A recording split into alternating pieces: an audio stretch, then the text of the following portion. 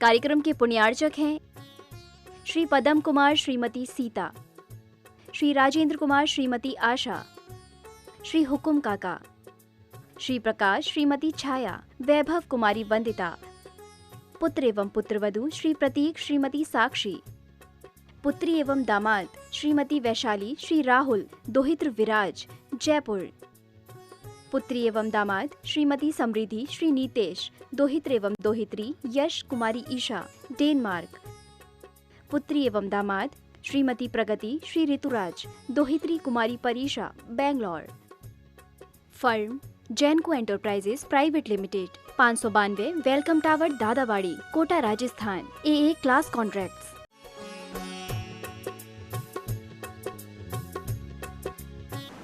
नमो सिद्धाणं नमो आयर्याणं नमो वज्रायाणं नमो लोये सवशावूनम। पंच परमेष्टि भगवान की जय। आचार्य श्री गुरुवर कुंद कुंद महाराज की जय। आचार्य श्री गुरुवर विद्यासागर महाराज की जय। परम पूजनीय निर्यापक श्रमण मुनि श्री सुधा सागर जी महाराज की जय। पूज्य श्री की चरणों में समस्त जिज्ञासा कर्ताओं की ओर से नमोस्तु महाराज श्री। स्वाध्याय मंडल बड़ा गांव धसान नमोस्तु गुरुदेव। गुरुवर असम्यक दृष्टि चेलना रानी को कभी ऐसा विकल्प आया होगा कि मुझे अभय कुमार ने धोखा दिया और ऐसा धर्म द्वेषी विधर्मी पति किस कर्म से मिला? क्यों नहीं आया? बहुत बार विकल्प आया, क्योंकि अभय कुमार के द्वारा जो किया गया उसके संबंध में उन्होंने पश्चाताप किया बाद में, और बहुत बार अंतो डज्जामी किया।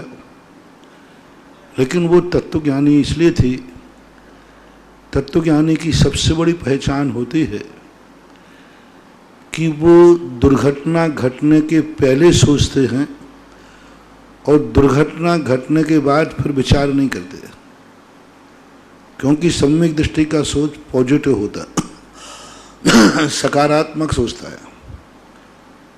वो सोच उसने फिर बाद में सोच लिया कि अब यदि नकारात्मक सोचते हैं, अब यदि हम अपनी किस्मत को धिक्कारते हैं तो हम अपने पति को कोस रहे हैं। अब तो हमारा यह घर है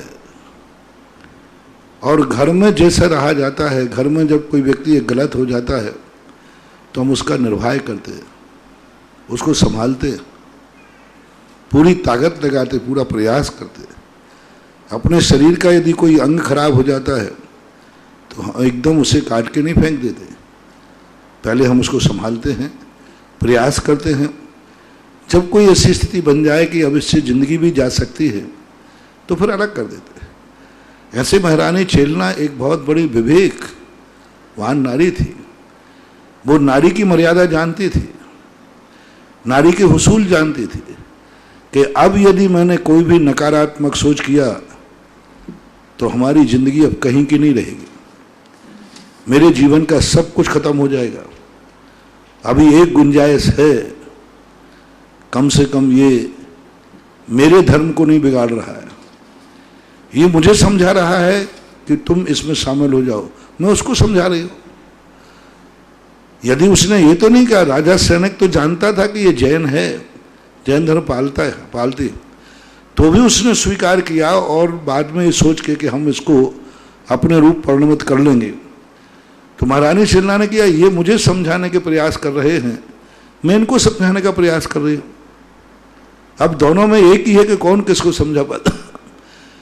गृहस्थी नहीं बिगाड़ना, गृहस्थी बिगाड़ना नारी के लिए बहुत खतरनाक है।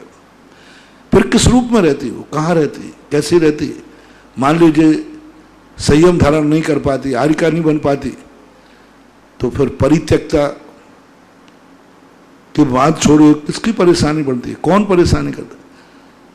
और क्यों? उसने कहा कि कोई बात नहीं है, मांगे जाकर के उसको अपने ऊपर विश्वास था और उसने वो सैनिक को, पति को भी जैन बनाया और यदि वो महारानी छेलना उस समय उनको छोड़ के चली जाती तो आगे भाभी तीर्थंकर मिलने वाले नहीं थे। और बच्चों को जैन बनाया, अभय कुमार को जैन बनाया, पूरे परिवार को जैन बनाया। महारानी छेलना की अनेक संतानें थी, वे सब जैन धर्म के अनुयायी हुई, वे सब शाकाहारी हुई, वे सब मानते थे। तो आप देखिए, एक रिक्स उठाई, रिक्स मेंटन है, एक रिक्स उन्होंने अपने जीवन को स्वीकृति दे दी। अंत में वो भ्रष्ट नहीं हुई, सबको धर्म के मार्ग पर लगा दिया।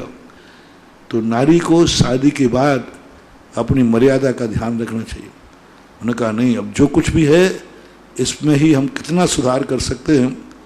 पछताने से अब कुछ नहीं होता, नारी पश्चाताप करके क्या करेगी। अब यही है कि अब उसने जो कुछ भी जीवन में आया है उसको परिमार्जित करो, सुधारो। और महारानी छेलना आज पुराणों की कथा बन चुकी है। पुराण आज एक नारी पर्याय की बहुत बड़ी आदर्श नारी बन चुकी है। आज एक सतियों के अंदर उसको गिना जाता है। आज एक नारी होकर के भी पुरुष समाज के लिए नेतृत्व करने वाली यदि कोई नारी हुई, आज तक संसार में जैन धर्म में जितनी नारी हुई उनमें सर्वश्रेष्ठ आज छेलना का नाम लिया जाता है कि जिसने पुरुष जाति के सामने ससुराल में, ससुराल पक्ष में अपने धर्म का त्याग नहीं किया, बल्कि पूरे ससुराल पक्ष वालों को धर्मात्मा बना दिया। ऐसी दूसरी नारी अभी तक शास्त्रों में कोई देखने में नहीं मिली। बहुत सारी कथाओं को हमने पढ़ा, बहुत सारी कथाओं को देखा, लेकिन महारानी छेलना का जो भी, वो भी राजा कोई साधारण पुरुष नहीं था। राजा बहुत बड़ा ब्रह्मसार राजा हुआ है। राजा के साथ इतनी बड़ी रिक्स उठाना, ये एक महारानी छेलना का आज आदर्श है। नारियों में रत्न शिरोमणि है, ये उसके सोच विचार थे। विद्या जैन बड़ा गांव से गुरुदेव नमोस्तु। ऐसा कहा जाता है और माना भी जाता है कि कमठ के जीव ने बिना कारण 10 भाव तक बैर किया। तब जिज्ञासा है कि क्या कारण के बिना कार्य होता है, और 10 भाव ही क्यों? इसके पहले का भी तो कोई कर्ज रहा होगा, मरुभूति यानी पार्श कुमार का। पक्का है, 100% है। कहीं नहीं लिखा कि बिना कारण के कार्य हुआ। अब वो कार्य क्या था वो स्मरण में नहीं रहा, वो लिपिबद्ध नहीं हो पाया, लेकिन कारण जरूर रहा होगा। कार्य ही बता रहा है कि कारण जरूर रहा होगा। सरिता जैन जबलपुर नमोस्तु महाराज जी, निगोद क्या होता है? निगोद का अर्थ होता है एक प्रकार की जैन दर्शन की एक सबसे निकृष्ट पर्याय है। सबसे निकृष्ट, सारे 84 लाख योनियों में सबसे निकृष्ट पर्याय है।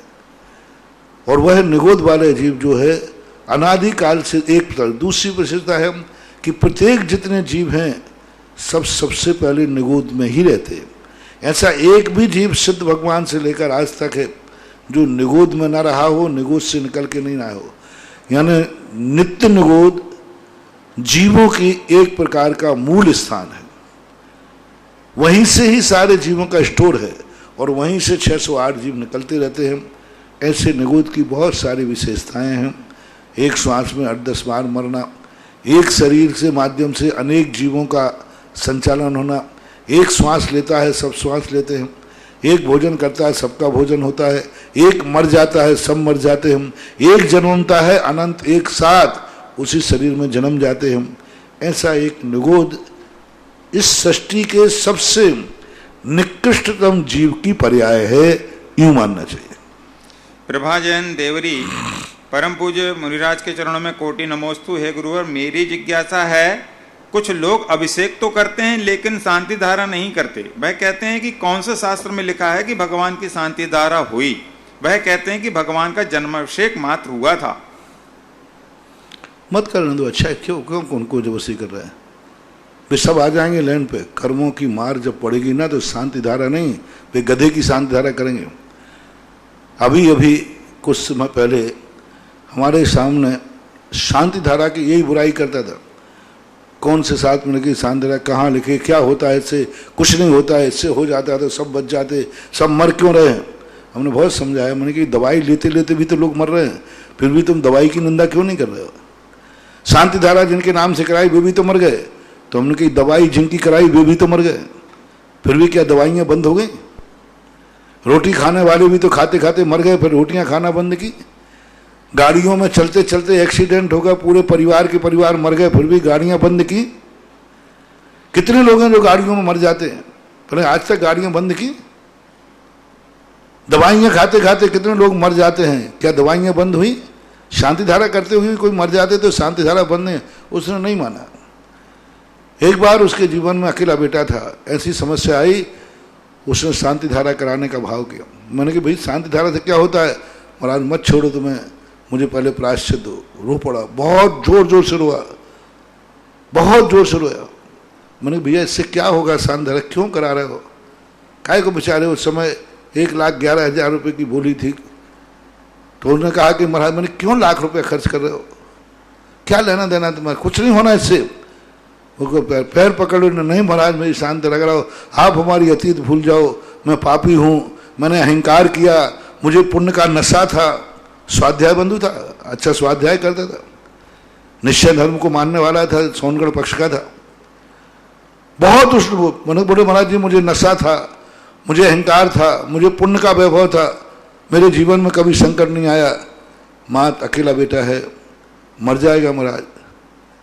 मैंने थोड़ी 1-2 मिनट तो थोड़ा सा फैंसी ड्रेस की, फिर मुझे भी दया आ गई कि कोई बात नहीं, चलो करा देते। शांति धारा कराई और देखो पुण्य उसका देखो। डॉक्टर ने भी उसको मना कर दिया था, डॉक्टर ने कहा मैं कुछ भी नहीं कह सकता हूँ, और वो आज इतनी सकुशल होकर के उसकी दवाई ठीक हो गई, तबीयत ठीक हो गई, वो जिंदा है। आज वह कम से कम उसके बाद 50 बार शांति धारा कर चुका।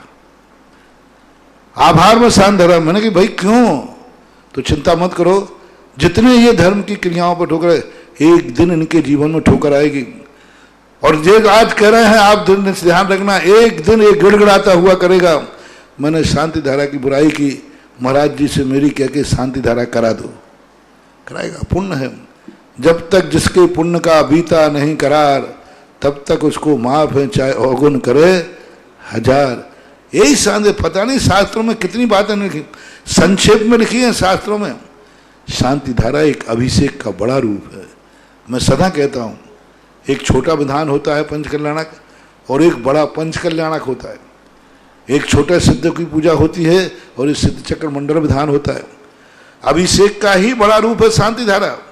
और वो मूर्ख कितना है कि जन्म का अभिषेक हुआ था, ये तो जन्म का अभिषेक थोड़ी है, तो मूर्ति का अभिषेक है, अरहंत भगवान का अभिषेक है, जो शास्त्रों में है ही नहीं। साक्षात अरहंत भगवान का कभी अभिषेक नहीं होता, कोई उन पर पानी नहीं डालता। लेकिन प्रतिमाभिषेक शास्त्रों में लिखा है, चौथे काल में ऋषभ देव के समय भी अकृत्रिम चैत्यालयों में भी देवता प्रतिमाओं का अभिषेक करते, और साक्षात जिनेन्द्र देव का कभी अभिषेक नहीं होता। कोई तीर्थंकर मुनि अवस्था के बाद कभी कोई उनके ऊपर अभिषेक नहीं होता। अरहंत बनने के बाद तो बरसात का पानी भी नहीं गिरता उन, फिर भी अपन अरहंत का अभिषेक करते हैं। तो ये सब चीज़ों के संबंध में अपन को बहुत दूर रहना है। ऐसे लोगों को ज़्यादा न समझाओ, अपनी श्रद्धा मजबूत करो। वो आज नहीं कल ठोकर खा के आएगा, लेकिन आएगा आएगा आएगा। विनीता जैन सूरत से। नमोस्तु महाराज जी, मेरा प्रश्न है कि तृतीय वर्ष की पुस्तकें आदि पुराण अभी तक नहीं आई हैं, तो हम इसकी परीक्षा कैसे देंगे?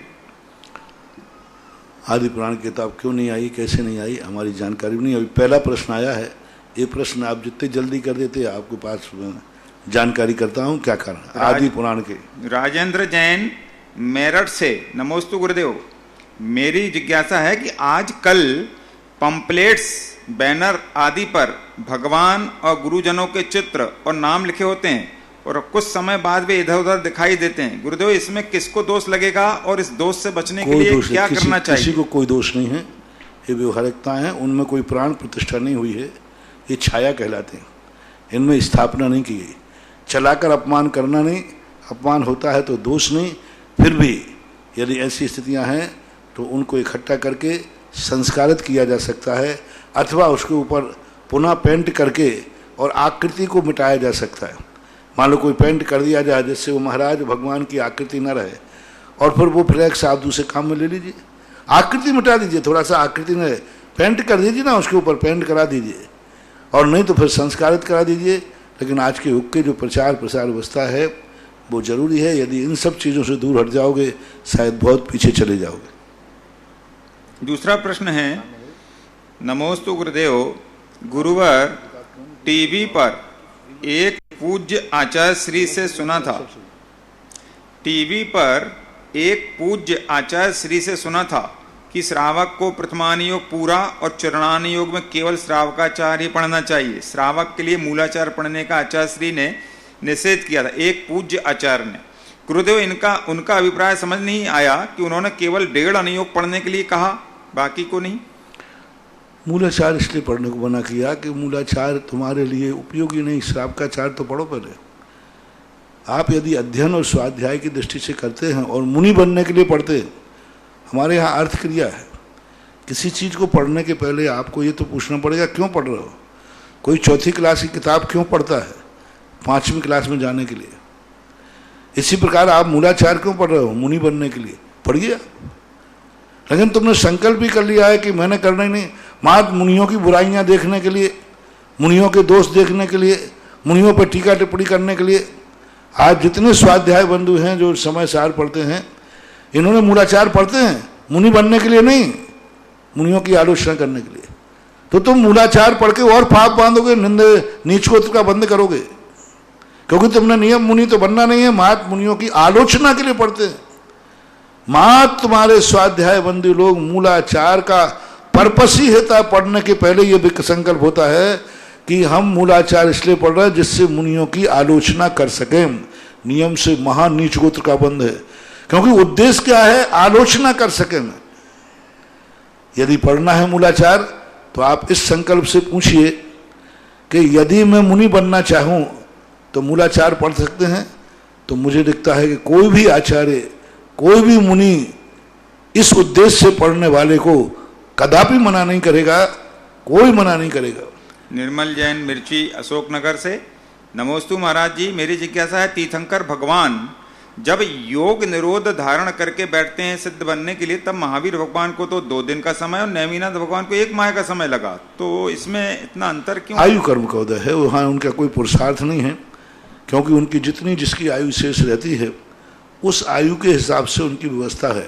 योग निरोध करने के लिए उनका जितना आयु शेष थी, किसी के 14 दिन, किसी का 1 महीना, किसी का 2 दिन, किसी का 1 दिन में ही हो गया, तो ये उनके आयु कर्म के ऊपर आधारित है। वैभव काला सूरत, नमोस्तु गुरुदेव, गुरुदेव पंचम काल में भगवान महावीर स्वामी का काल कब तक रहेगा और छठा काल में प्रथम तीर्थंकर कब होंगे? जब तक दूसरा तीर्थंकर का केवल ज्ञान नहीं होता या जन्म नहीं होता, तब तक पूर्व तीर्थंकर का काल माना जाता है, ऐसी आगम की परंपरा। और छठम काल में कब होंगे प्रथम तीर्थंकर? छठा काल में जब तक छठा काल है, कोई भी काल आ जाए, शासन पूर्व का ही माना जाएगा।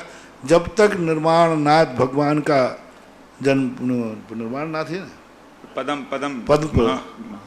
महापद्म नाम के तीर्थंकर नहीं होंगे, तब तक कोई भी काल आ जाए। छठे काल में होते, इस छठा काल का, उस छठा काल का शासन काल वही माना जाएगा, धर्म को मानने वाले नहीं रहेंगे। मतलब चौथे काल में होंगे पहले तीर्थंकर, चौथे काल नियम से चौथे। अभी ये इस पंचम काल में, वो छठा काल में, उस छठा काल में, और उस श्रवण के पंचम काल में महावीर स्वामी का ही राज्य रहेगा, शासन माना जाएगा, चाहे मानने वाले हों अथवा न हो।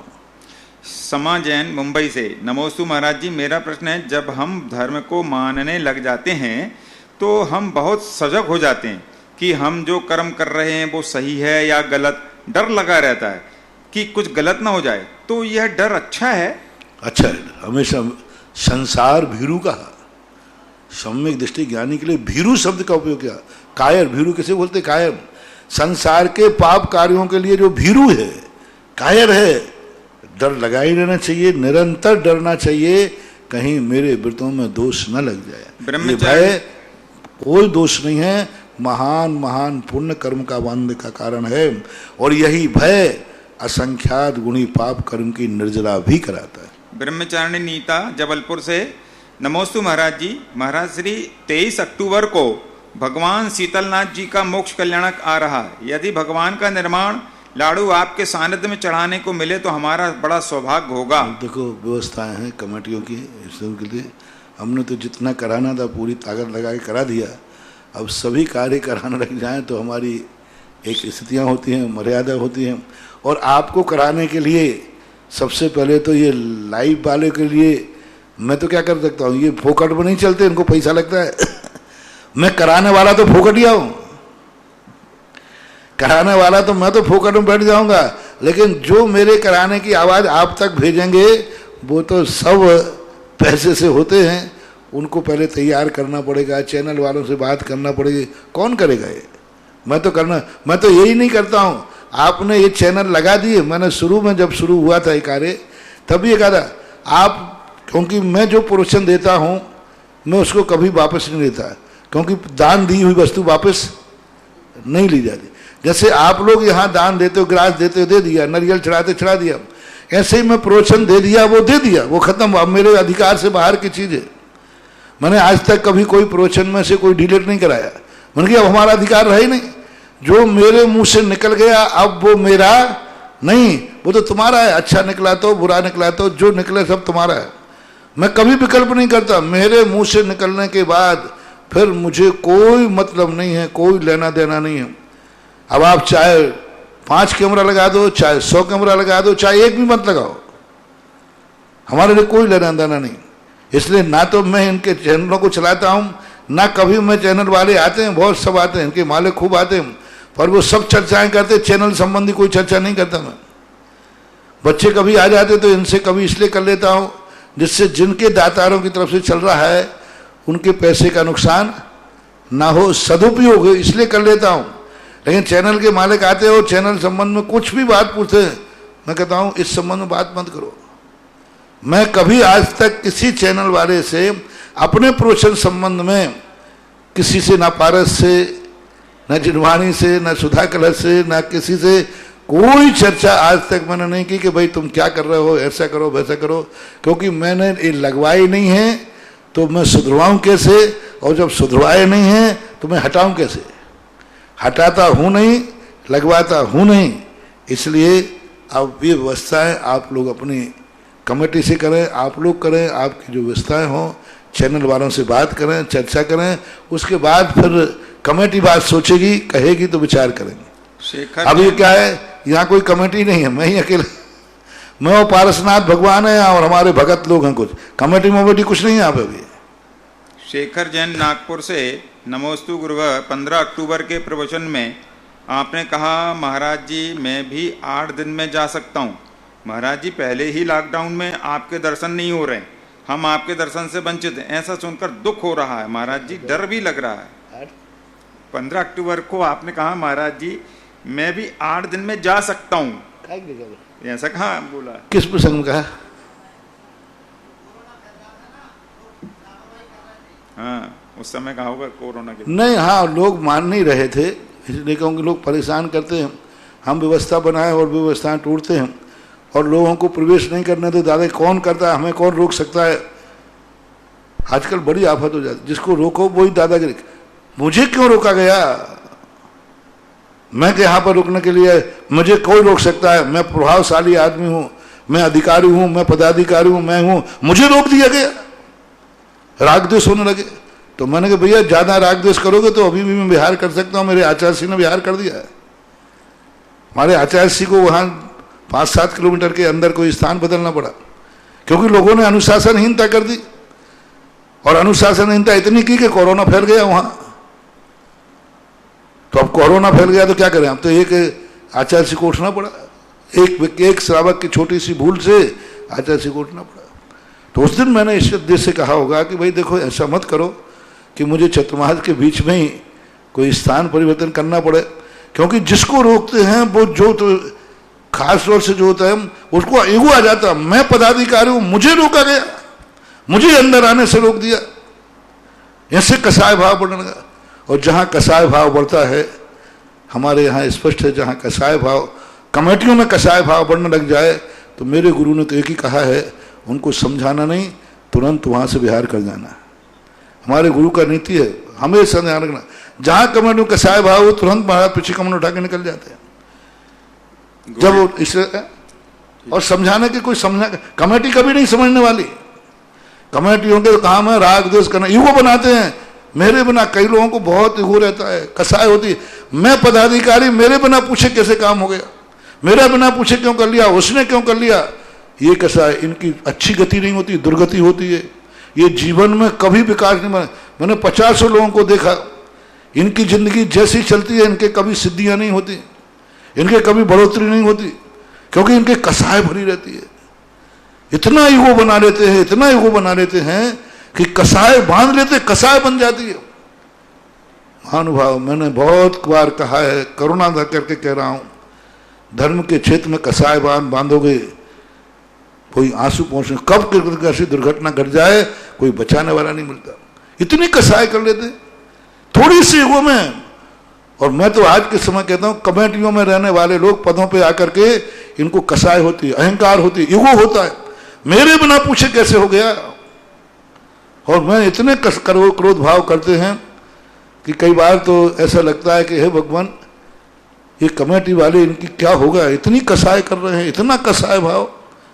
मत करो रे, मत करो।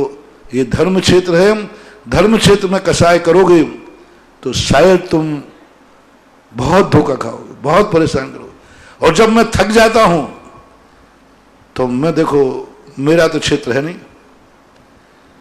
क्षेत्र तो वैलिड में, कानूनन में तो कमेटी वालों का है। मैं तो अनवैलिड आदमी हूं, तो मैं तो तुम्हें समझा नहीं सकता, मैं तो तुम्हें हटा नहीं सकता, मैं खुद ही हट सकता हूं। तो वो प्रसंग एक था कि यदि लोग नहीं मानेंगे तो फिर क्या करते, तुम बताओ। आचार्य शिव क्या करना पड़ा, नहीं माने लोग तो वही मुझे करना पड़ेगा। साधु तो एक ही काम करता है, तुम्हें नहीं हटाएगा, स्वयं हट जाएगा। ये प्रसंग था। अभी ऐसा मौका नहीं आया है, माला फेरो 20 दिन तक और नहीं आवे। गोल्डी जैन झांसी, नमोस्तु महाराज जी। एक दिन आपने प्रवचन में बोला, अपने पति से पैसे मत मांगो। पति अपनी पत्नी को कभी 10 रुपए तक देता नहीं। अपने मन से, सास से मांगो तो वो हिसाब मांगती है, एक एक चीज का, एक एक पैसे का हिसाब। हम पत्नियां क्या मायके से पैसे मंगाएं? खर्च के लिए, खुद के लिए भी कुछ पैसे चाहिए पड़ते हैं महाराज जी। हम लोगों के लिए कुछ बोलो हैं आप। मैंने अच्छे पति, अच्छी सासू, अच्छे बहू के लिए उपदेश दिया है। खोटे पति, खोटी सासू को इनके लिए तो तुम जिस तरीके से निपट सको निपटो। ये तो अच्छा एक आदर्श मार्ग बताया। उपदेश में एक आदर्श मार्ग दिया जाता है कि आदर्श दाम्पत्य जीवन क्या है, आदर्श बहू कौन, आदर्श सासू कौन, आदर्श पति कौन, एक आदर्श कैसा होना चाहिए। पर अब जितने हद में, ये तो 100/100 की बात है, अब जितने हद में तुम्हारा पति अनादर्श है तो उतने हद में तुम अनादर्श हो जाओ, जितने हद में सासू अनादर्श है उतने में तुम हो जाओ। हम तो एक आदर्श घर की बात कर रहा हूं। श्रेष्ठ आदर्श घर ऐसा होता है और होना चाहिए। अब नहीं है तो क्या करें, अब तुम्हें तो अपना समस्या तो निपटाने पड़े। अपवाद मार्ग को प्रवचनों में नहीं दिया जाता, उस सर मार्ग को ही दिया जाता। प्रकाश डी मेहता, मोरबी, गुजरात। नमोस्तु महाराज जी।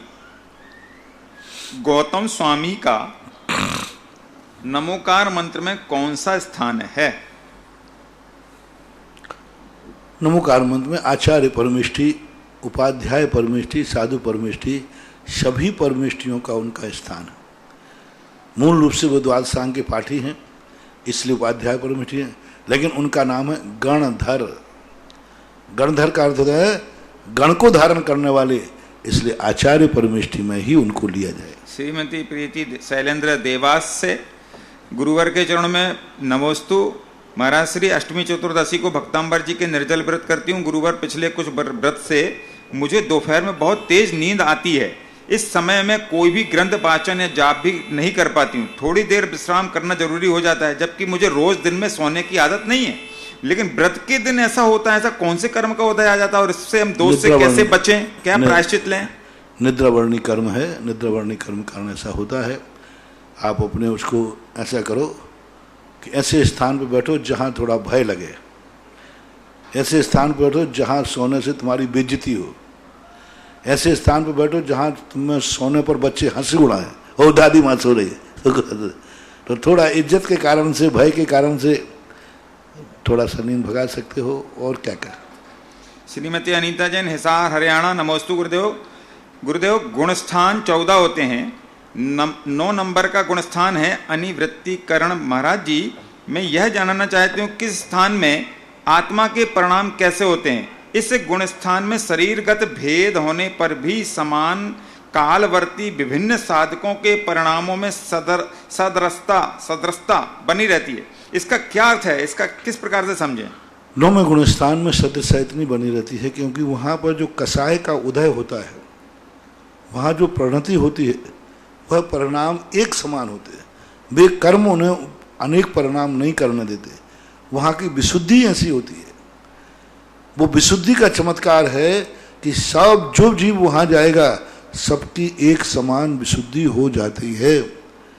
जैसे कई स्वर्गों में नियोगी कार्य होते हैं, जो जिस विमान में जन्म लेता है उसका ज्ञान वैसे ही होगा, रंग वैसे ही होगा, लेस्या वैसे ही होगी, नियत है लेस्या वहाँ की। इसी प्रकार से अनवृत्तिकरण परिणामों में ऐसा विशुद्धि का चमत्कार है कि सबके परिणाम एक से हो जाते, क्योंकि उस समय कसायों पर जो उसने कंट्रोल किया, जो कसाय हीनादिक परिणाम कर रहे थे, उन कसायों का जो संवर किया, उस संवर के कारण से ऐसा होता है। प्रियंका जैन, नई दिल्ली से। नमोस्तु महाराज जी, जिज्ञासा है असंक्षेपद्धा काल क्या होता है? ये केवल अकाल मृत्यु के समय ही होता है या सामान्य रूप से आयु पूर्ण होने पर भी होता है? असंक्षेपाद्ध काल कहलाता है। पूज्यवर नेमिचंद महाराज ने गोमटसार के अंदर इस बात की बड़ी व्याख्या की है। 2 तरीके से असंक्षेपाद्ध काल होता है। पहला काल होता है कि जो आयु बंध के 8 अपकर्ष होते हैं, उन 8 अपकर्षों में यदि किसी जीव ने आयु का बंध नहीं किया तो अंत में एक अंतर्मुहूर्त जब आयु शेष बचती है, उसमें भी सबसे छोटा अंतर बताए, उस समय तो उसको आयु बंध होगा ही होगा। असंक्षेपाद्ध काल इसलिए कहते हैं, इससे कोई छोटा नहीं है। दूसरा, जब अकाल मौत होती है, आयु कर्म का अभी एक भी अपकर्ष नहीं पा पाया, 100 साल की उम्र लेके आया, 60 साल में उसका अपकर्ष काल पड़ता और वो मरने की स्थिति 10 साल के बाद आ गई, एक्सीडेंट हो गया, कुछ भी हो गया, तो अब उस समय उसकी जीव की आयु बंध का तो अभी समय नहीं आया था। तो उस समय बिल्कुल सबसे छोटा कर्म जो बचेगा, उस समय वो अकाल मरण के समय अपनी आयु को बंद कर लेता है। कितने भी प्रयास करें, बिल्कुल भी गर्दन कट जाए, काट देवे कोई, तो भी आयु बंद के लिए तो आत्मा को शरीर में रुकना ही पड़ेगा। तो उतने असंक्षेपाद्ध काल उसे बोलते हैं। श्रीमती चंदा, डॉक्टर मगन जैन, अष्टम। हालांकि असंक्षेपाद्ध काल भी असंख्यात समय वाला होता है। समय तो असंख्यात हैं, लेकिन काल सबसे छोटा अंतर्मुहूर्त है। आष्टा से परम पूज्य मुनिश्री के नमोस्तु। जिज्ञासा है आत्मा क्या है? द्रव्य है, तत्व है, पदार्थ है? आत्मा का यथार्थ रहस्य क्या है? द्रव्य की आत्मा, द्रव्य का जो स्वरूप है वह आत्मा है। द्रव्य का जो पना है वो आत्मा है। कहते ना, यह इसकी आत्मा है। पना जैसे पना बोलते ना कि इसका मानवपन, दानवपन, तो उसका जो स्वरूप है, जीव द्रव्य का जो स्वरूप है वह आत्मा कहलाती है। अब जीव द्रव्य का स्वरूप क्या है? 2 प्रकार से होता है। एक द्रव्य दृष्टि से स्वरूप होता है, एक गुणों की दृष्टि से स्वरूप होता है। जब द्रव्य दृष्टि से देखते हैं आत्मा का स्वरूप, तो अनुभवन करना, चेतनत्व, अनुभव करना, मात्र अनुभव करना ही यह आत्मा है जीव की। और ज्ञान दृष्टि से तो ज्ञाता दृष्टा, जानना और देखना, ये भी आत्मा का स्वरूप आता है।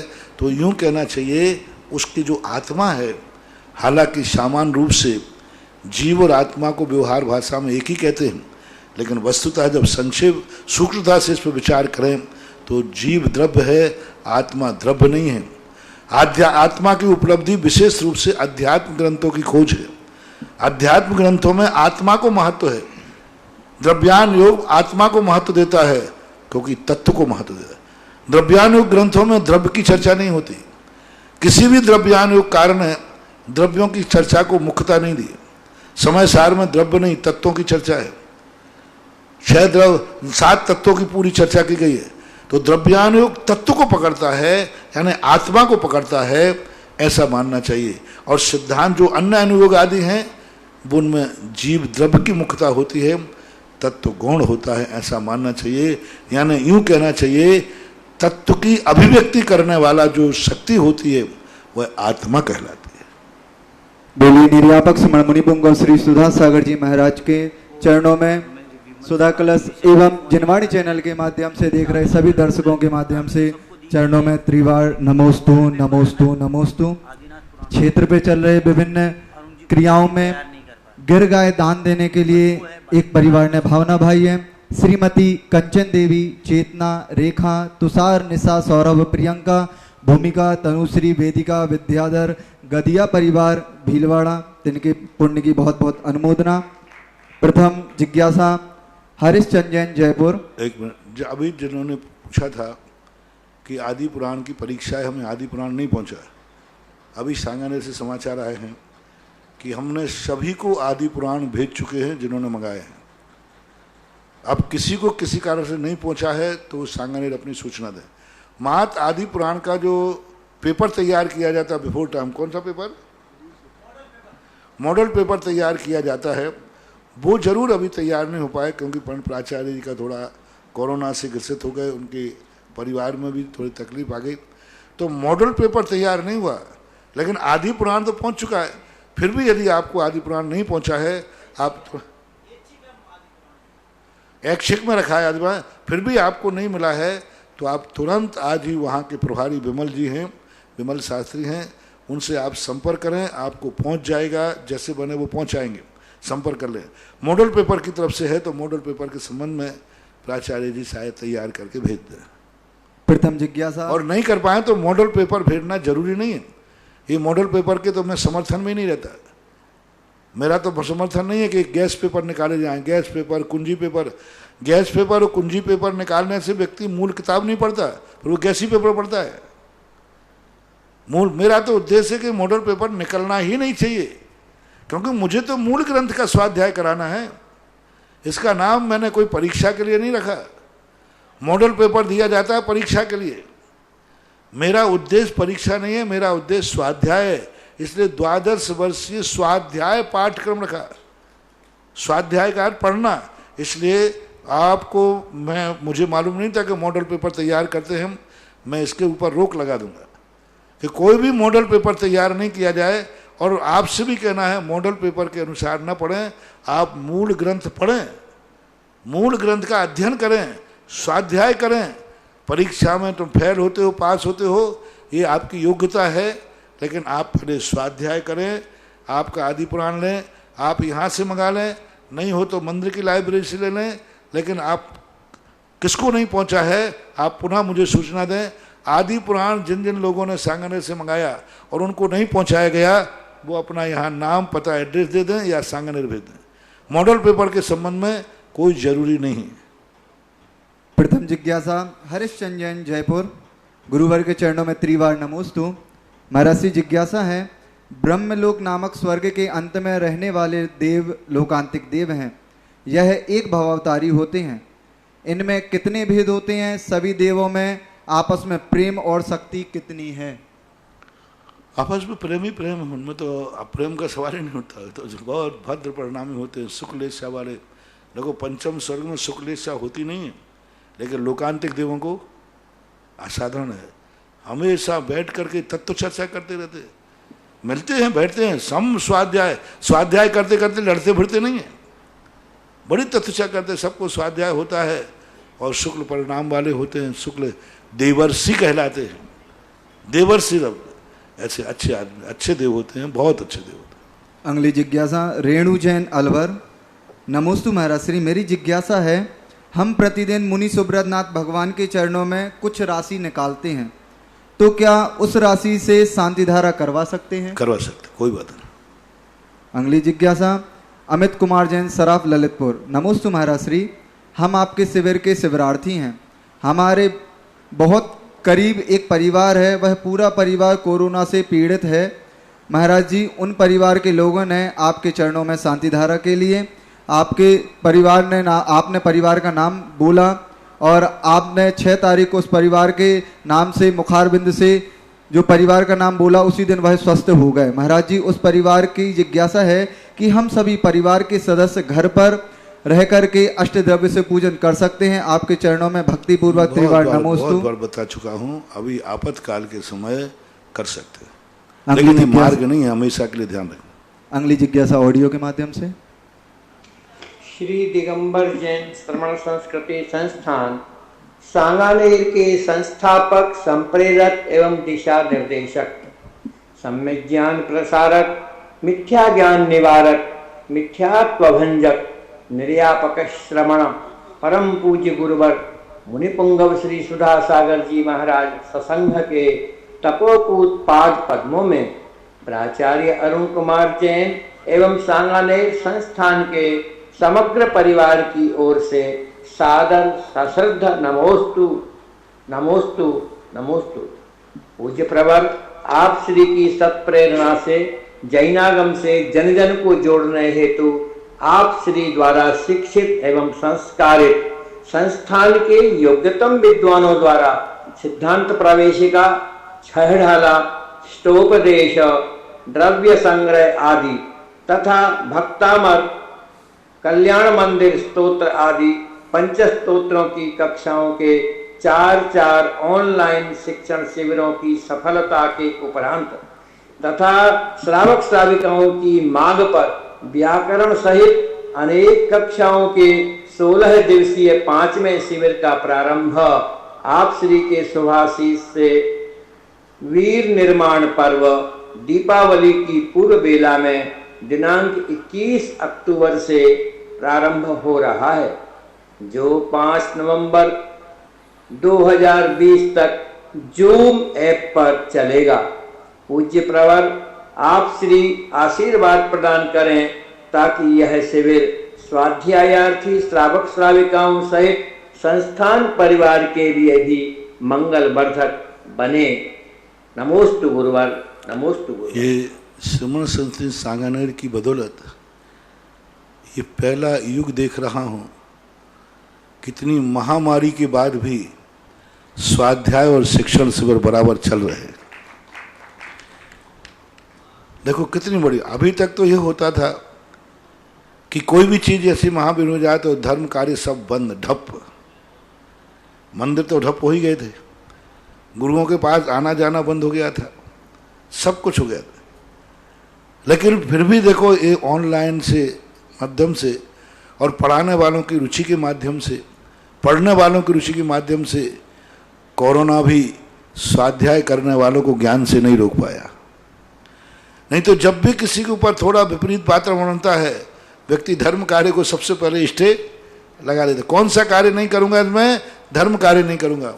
लेकिन बड़ा गर्व से कहना पड़ता है, इस कोरोना काल में, इस महाबीमारी में भी लोगों ने सबसे ज्यादा पूजाएं की हैं, सबसे ज्यादा भक्तांबर पढ़े गए हैं, सबसे ज्यादा टीवी पर बैठ करके, भली घर में बैठ करके, भाई सबसे ज्यादा मंदिरों में भी जो नहीं आ सकते थे वे घरों में उन्होंने पूजाएं की हैं। और इसमें स्वाध्याय में भी सबसे ज्यादा, अभी इस लॉकडाउन के समय पर सब कोई ना कोई स्वाध्याय के अनुप्रेक्षा की तरफ से, बायोवर्सिटी की तरफ से, अभी ये शिविर लग रहे हैं इनकी तरफ से, और क्लासें जो लग रही थी बराबर क्लासें ऑनलाइन में लगी। शास्त्री की अभी परीक्षा देने गए यहाँ से बच्चे, तो ये बहुत अच्छा युग कहलाता है कि विपरीत परिस्थितियाँ कितनी भी आ जाएं, हमारे धर्म के क्रियाकलाप बंद नहीं होना चाहिए। और ऐसे समय पर जो धर्म को नहीं छोड़ रहा है वो थोड़े से धर्म में भी बहुत पुण्य कमा रहा है। मंदिर आने नहीं मिल रहा है फिर भी पूजा कर रहा है, प्रवचन सुनने नहीं आ पा रहा है फिर भी प्रवचन सुन रहा है। इस समय सबसे ज्यादा पुण्य का बंद हो रहा है। मंदिर आने मिल रहा है उस समय पूजा करना, मंदिर आने नहीं मिल रहा है तो भी कह रहा है नहीं पूजा तो करूंगा मैं, सबसे ज्यादा पुण्य बंद हो रहा है। प्रवचन सुनने नहीं आ पा रहा है लेकिन मैं प्रवचन सुनूंगा, कैसे सुनूंगा, लाइव में सुनूंगा, ऑनलाइन सुनूंगा, यूट्यूब पर सुनूंगा, कहीं ना कहीं सुनूंगा मैं। तो कोरोना को एक प्रकार का ठिंगा दिखाना है, रे कोरोना तू कितना भी इष्ट लगा दे लेकिन मैं कहीं ना कहीं से पूजा कर लूंगा, प्रवचन सुन लूंगा, गुरु का दर्शन कर लूंगा। और इस शिविरों से माध्यम से, ऑनलाइन के माध्यम से शिविर लग रहे हैं बहुत, नहीं तो मुझे यही डर लग रहा था कि 14-15 महीने हो गए, कहीं ये लोग कहीं धर्म ही नहीं भूल जाएं। बहुत अच्छा मेरा आशीर्वाद है, पढ़ने वालों से और पढ़ाने वालों को दोनों का आशीर्वाद है। अपन को अपना पुरुषार्थ करना है।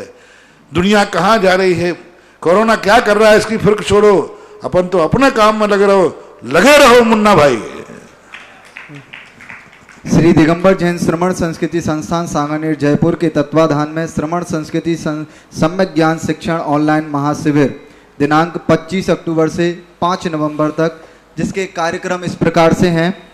प्रातः 8 बजे से पौने 9 बजे तक पूजन पीठिका पाठों का व्याकरण व अर्थ प्रोफेसर अरुण कुमार जी जैन ब्यावर सांगानेर। 8 बजे से पौने 9 तक सिद्धांत प्रवेशिका भाग 3 पंडित आकाश जी चिरगांव। 9 बजे से लेकर के पौने 10 बजे तक इष्टोपदेश पंडित राहुल जी लाडनू। दोपहर में 1 बजे से लेकर के पौने 2 बजे तक स्त्रोत उच्चारण पंडित विनोद जी गौना। दोपहर में 2 बजे से लेकर के पौने 3 बजे तक सिद्धांत प्रवेशिका भाग 1 पंडित प्रफुल्ल जी भेलसी। दोपहर में 2 बजे से पौने 3 तक रत्नकरंडक श्रावकाचार्य पंडित राहुल जी रजपुरा। दोपहर में 3 बजे से पौने 4 तक द्रव्य संग्रह पंडित अंकित जी राहतगढ़। दोपहर 3 बजे से पौने 4 बजे तक जैन धर्म शिक्षा भाग 1 पंडित अजित जी एरोरा। दोपहर में 4 बजे से लेकर के पौने 5 बजे तक जैन धर्म शिक्षा भाग 2 पंडित अजित जी एरोरा। सायकालीन 7:30 बजे से लेकर के 8:30 बजे तक जैन धर्म का इतिहास पंडित आलोक जी बड़ा मलहरा। सायकालीन 8 बजे से पौने 9 तक 6 डाला उच्चरार्ध पंडित जयदीप जी सागर। और सायकालीन पौने 9 से लेकर के 9:30 बजे तक सिद्धांत प्रवेशिका भाग 2 पंडित पारस जी नोहटा। इस प्रकार से दिन में पूरे चलेगा। इस प्रकार से कार्यक्रम जिन भी महानुभाव को जिस प्रकार की रुचि हो उस प्रकार से वह स्वाध्याय कर सकता है। अंगली जिज्ञासा ऑडियो के माध्यम से। देखो सांगानेर की यूनिवर्सिटी के पीरियड देखो, बड़ी बड़ी यूनिवर्सिटियों के पीरियड नहीं है। सुबह से लेकर के 7 बजे से रात के 9:30। विश्व में बताओ ऐसी कौन सी यूनिवर्सिटी है जिसमें सुबह 7 बजे से लेकर के रात के 9:30 बजे तक निरंतर पीरियड, कोई बीच में इंटरवल नहीं। सुबह 7 बजे से 9:30 बजे तक निरंतर पीरियड चलेंगे। विश्व की सबसे बड़ा विश्वविद्यालय आज श्रमण संस्कृति सांगानेर बन चुका है। आप इन पीरियडों से अंदाज लगा लीजिए, इतना पढ़ाई इतना अध्ययन। अब रही बात पढ़ने वालों की, इसके बाद भी नहीं पढ़ पाए तो जो अभी नहीं वो कभी नहीं। अंगली जिज्ञासा ऑडियो के माध्यम से। महाराज जी, मैं उज्जैन से। महाराज जी, हम गृहस्थों के पास जितना परिग्रह है, क्या हमें हर समय उसका पाप लगता रहता है, चाहे हम उसका उपयोग करें या ना करें? यदि हाँ, तो इससे बचने का उपाय क्या होगा? कृपया करके समाधान कीजिए। परिग्रह का 2 प्रकार का दोष लगता है। एक परिग्रह का मूर्छा का लगता है। आप उपयोग करें या ना करें, लेकिन मूर्छा का उपयोग तो लग ही रहा है। हमारे यहाँ 2 प्रकार के पाप होते हैं, एक आरंभ और एक परिग्रह। तो परिग्रह दोनों का एक साथ चलता है, दोनों का एक साथ। तो जब आपके पास परिग्रह रखा है, आप उपयोग नहीं कर रहे हैं, तो परिग्रह का दोष तो बराबर आ रहा है, लेकिन आरंभ का दोष नहीं आ रहा है। आरंभ का दोष कब आएगा? जब उस परिग्रह को उपयोग करेंगे। जैसे आपने कोई भी वस्तु को संग्रह कर लिया, आरंभ में मान लीजिए एक मूसल को ले लो, माचिस की काड़ी ले लो। अब माचिस आप जेब में रखे हैं, मूसल आप, तो परिग्रह का दोष तो बराबर है, लेकिन जब तक उसको चलाओगे नहीं तो आरंभ के पाप से बच जाओगे। इसलिए जैनाचार्यों ने बड़ा सोच के किया, अकेला परिग्रह को पाप कह देते, आरंभ को कहने की क्या जरूरत थी? परिग्रह और आरंभ। तो उन्होंने कहा नहीं, श्रावक तो बेचारा परेशान हो जाएगा, क्योंकि जितनी चीजें रखी हैं उन सबका यदि बराबर एक साथ उपयोग करे अथवा ना करे, दोनों का पाप बराबर लगेगा तो बहुत अनर्थ हो जाएगा। इसलिए जैनाचार्यों ने बहुत सोचकर कहा परिग्रह और आरंभ दोनों को एक साथ लगा। देखो नरक गति के बंध में परिग्रह अकेला कारण बताया कि आरंभ ही, वहवारंभ परिग्रहत्वम दो क्यों बताए? एक बता देते कि जिनके बाद बहुत परिग्रह है वे नरक जाएंगे, नहीं, परिग्रह है लेकिन उसका आरंभ नहीं है तो बच जाएगा। इसलिए जहां जहां परिग्रह है वहां वहां आरंभ है, तभी वो महान पाप का कारण बनता है। इसलिए बहुत अंतर है। आप एक कपड़ा अटैची में रखा है, एक पहन रहे हो, धो रहे हो, बहुत अंतर समझना। आपके 10 कपड़े हैं, आपके 9 कपड़े अटैची में रखे हैं और एक कपड़ा आपने पहना था, धो रहे हो, तो रखने वाले का जो परिग्रह 10 जोड़ी रखे हैं, परिग्रह का दोष है। लेकिन जो धो रहे हैं उसमें परिग्रह के साथ साथ साबुन लगा रहे हैं। जीवों की हिंसा हो रही कि नहीं, पानी का उपयोग हो रहा है कि नहीं, और उस समय तुम्हारा आरंभ हो रहा है। यानी आप उस आरंभ के समय जीवों की साबद्ध कर रहे हैं। जीव मरेंगे, जलकाय जीव मरेंगे, त्रिस्काय जीव मरेंगे। इसलिए एक जोड़ी कपड़ा जो आप धो रहे हैं वो परिग्रह के साथ साथ आरंभ की कोटि में आएगा, और जो 8 जोड़ी आप रखे हैं वो परिग्रह में आएगा, आरंभ में नहीं। बहुत इस पर मैंने भी जब परिग्रह तुम का दोनों का सोचा तो मैंने कहा ये दोनों क्यों लिए गए, आरंभ और परिग्रह को दो क्यों साथ लेते हैं।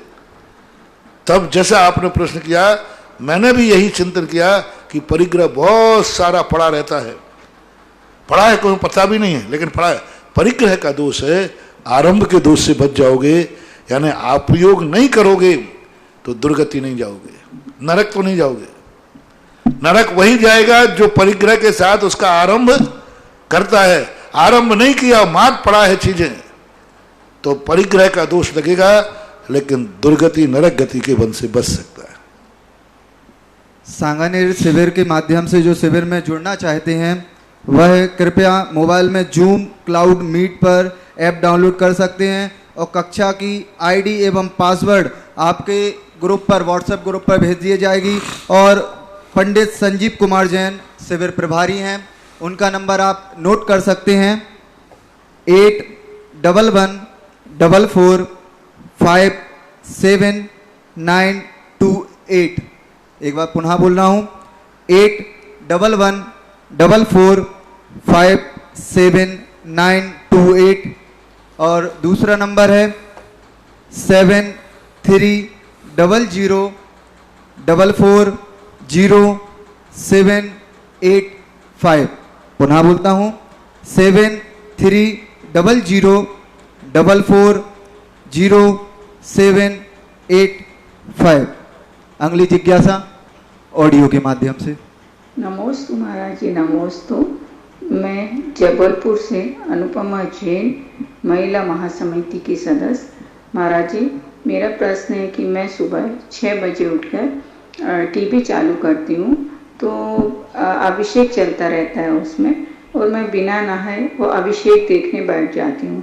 तो इसमें कुछ मेरे को दोष लगेगा क्या? टीवी में देख रहे हो, अभिषेक आदि देखने में कोई बाधा नहीं। साक्षात अभिषेक भी कोई मर्यादा में रह के बाहर से देखता है तो कहाँ बुराई करता है। त्रियंश भी देख सकते हैं, पशु पक्षी भी देख सकते हैं, निम्न जाति के लोग होते हैं वो भी देख लेते हैं, देखने में कोई बाधा नहीं। अगली जिज्ञासा ब्रह्मचारिणी प्रीति दीदी बिजौलिया। पूज्य गुरुवर के चरणों में बारंबार नमस्ते। गुरुवर, ज्ञानार्णव में आचार्य शुभचंद महाराज जी बताते हैं कि वृद्धों की सेवा करने से ही तत्व का ज्ञान होता है, तो ये किस प्रकार से? उनके अनुभव, एक दिन हमने प्रवचन दिया था ना कि जिंदगी में सारे अनुभव यदि हम करके फिर उसका हम अनुकरण करेंगे तो जिंदगी पूरी निकल जाएगी। वृद्ध लोगों से हमें 80 साल, मान लो कोई 80 साल का वृद्ध है तो हम 80 साल होने के बाद हम पता चल जाएगा कि 80 साल के अनुभव क्या है। और 80 साल की सेवा करने से 80 साल बिफोर टाइम का ज्ञान मुझे आज ही हो गया, आज ही हो गया। समाधि जब हम लेंगे तब लेंगे, लेकिन जो समाधि कराता है उसको आज ही समाधि का अनुभव हो गया कि समाधि कैसी होती है। तो वृद्धों से तो ओहो, तत्व वृद्ध सेवा ज्ञानार्णव में जबरदस्त कही। हर व्यक्ति को अपना वैराग्य रखने के लिए, मानियों को मान कसाय जीतने के लिए, विषय कसायों में लंपटियों के लिए वृद्धावस्था की संगति कही। अपने मन को कंट्रोल करना है, इंद्रियों को वश में करना है तो वृद्धों की संगति करो, जिससे अपना भावी पर्याय देखते रहो। अहंकार भी चूर हो जाता है। बड़े बड़े अहंकार, शरीर का मद करने वाले जब वृद्ध को देखते हैं, ये वही पहलवान है जो कई लोगों को उठा के फेंकता था, आज पानी का गिलास नहीं उठा पा रहा है। तो वृद्धों से बहुत अनुभव मिलते हैं, हम बहुत अनुभव मिलते हैं। नमोस्तु महर्षि। अगली जिज्ञासा वसंती साहब भीलवाड़ा। नमोस्तु महर्षि। महर्षि जिज्ञासा है कि हमने पढ़ा है कि अधिक से अधिक 525 धनुष और कम से कम 3.5 हाथ के मनुष्य सिद्ध बन सकते हैं। तो महाराज जी, जो अधिकतम अवगाहना में बाहुबली भगवान का नाम मिलता है, पर 3.5 हाथ के मनुष्य तो पंचम व छठे काल में ही होते हैं, तो वहाँ से तो मोक्ष है ही नहीं। विदेश क्षेत्र व चौथे काल में तो मनुष्य की अवगाहना अधिक होती है। तो शंका यह है कि 3.5 हाथ के जीव मोक्ष जाने वाले किस क्षेत्र व किस काल के होते हैं? 7 हाथ की अवगाहना थी। आज जैसे मान लो कोई 6 फुट के लोग हैं, तो 2.5-3 फुट का भी बामन लोग मिलते हैं कि नहीं? आज अपन 5 से 6 फुट के बीच में मानते, अच्छा, लेकिन इसके आधे 2.5 और 3 फुट वाले बच्चे बच्चियां हैं कि नहीं? हैं, हो सकते। इसी प्रकार महावीर स्वामी की अवगाहना 7 हाथ की थी, लेकिन उससे आधा 3.5 की होने में कोई बाधा नहीं।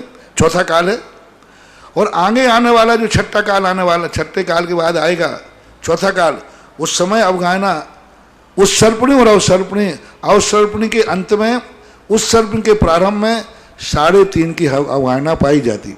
525 धनुष की जहाँ तक चर्चा है, बाहुबली का ही 525 नहीं था, नाभि राय की काया भी 525 धनुष थी। ऋषभदेव की अवगाहना तो थी 500 धनुष, लेकिन बाहुबली के दादा, नाभि राय दादा ही कहलाना ना, दादा पोते की और दादा का बराबर था। नाभि राय का अवगाहना 525 धनुष की थी, ऐसा पूज्यवत सेन स्वामी ने महापुराण के अंदर लिखा है। अगली जिज्ञासा ऑडियो के माध्यम से। ललितपुर से शीलचंद जैन अनोरा परिवार का जगत परोपकारी गुरुवार निरापक मुनि पुंगा श्री सुधा सागर महाराज को त्रिवार नमोस्तु। हे गुरुवार, हमारी जिज्ञासा है कि अहमेंद्र कौन बनता है और अहमद का शरीर कितना होता है, इनके धन वैभव परिवार स्त्री होते कि नहीं होते हैं, और इनका मरण कैसे होता है। हे गुरुवार, अहमद के कौन से इंद्र होते हैं, हे गुरुवार समाधान करें। ये 16 स्वर के ऊपर के इंद्रों की कल्पना है, जहाँ स्त्रियाँ नहीं होती हैं।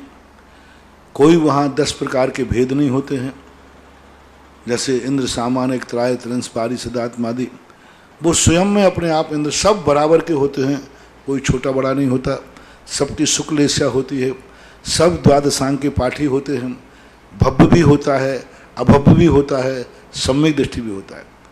लेकिन भव्य अभव्य सम्यक दृष्टि होकर के वहाँ सब बराबर रहते हैं, किसी की कम बड़ी नहीं होती, और वहाँ से मरण करके वो नियम से मनुष्य पर्याय में ही आते हैं, त्रियंचों में उनका मरण नहीं होता। यानी अहमेंद्र जब भी मर के आएगा, मरण करेंगे तो नियम से मनुष्य ही बनेंगे, और वो भी कर्म भूमि के गर्भज मनुष्य ही बनते हैं। ऐसा त्रियंचों में उनका उत्पाद नहीं होता, क्योंकि 12वें स्वर तक के देव ही त्रियंच बनते हैं। 12वें स्वर के ऊपर के सारे देव मनुष्य गति को प्राप्त होते हैं।